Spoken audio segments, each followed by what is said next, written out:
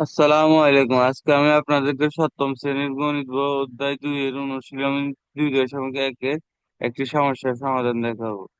সেটি হলো 9,614 নং সমস্যা। 9,600 টাকা সারা, মাইমুনা ও রাইসার মধ্যে 4:3:1 ভাগ করে দেওয়া হলো। দিলে কে কত টাকা পাবে? এখন আমাদের দেওয়া আছে, টাকার পরিমাণ দেওয়া আছে এবং কি আমাদেরকে অনুপাত গুলো দেওয়া আছে। প্রথমে যদি আমরা লিখি,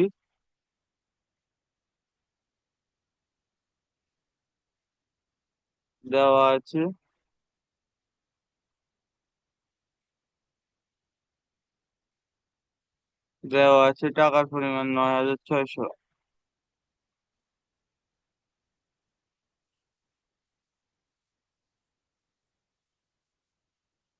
9,600 টাকা।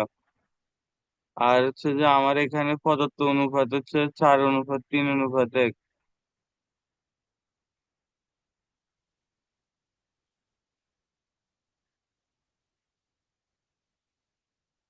সুতরাং আমাদের সারা পাবে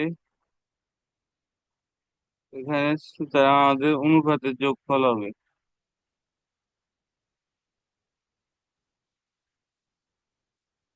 অনুপাতের যোগফল হচ্ছে যে আমার 7+3+1। সুতরাং এখানে পাই আমরা 8। তাহলে আমরা এবার ক্রমান্বয়ে কে কত টাকা পাবে তা বের করতে পারবো। সারা পাবে এত টাকা, মাইমুনা পাবে এবং কি আরেকটা হচ্ছে রাইসা পাবে।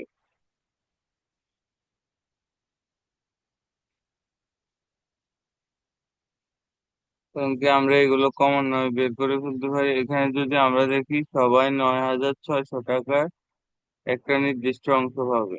9,600 টাকার একটা নির্দিষ্ট অংশ পাবে। 9,600 টাকার একটা নির্দিষ্ট অংশ পাবে। এভাবে 4:1 পাবে। 8/4 পাবে যে আমাদের সারা। তারপর হচ্ছে যে 3 পাবে যে আমাদের মাইমুন, 8/3 অংশ। আর হচ্ছে যে আ- 8/1 অংশ পাবে আমাদের রাইসা।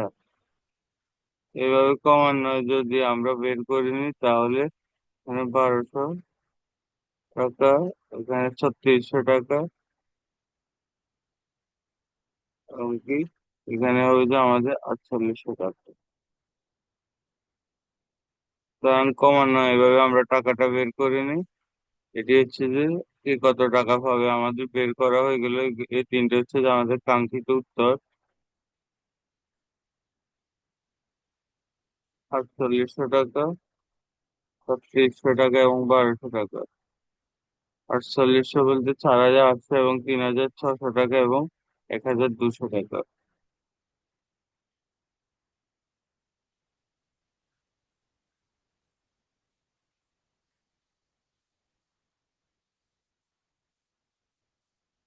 সালামু আলাইকুম। আজকে এই পর্যন্তই। সবাই ভালো থাকুন, সুস্থ থাকুন, নিরাপদে থাকুন। ওয়েলকাম।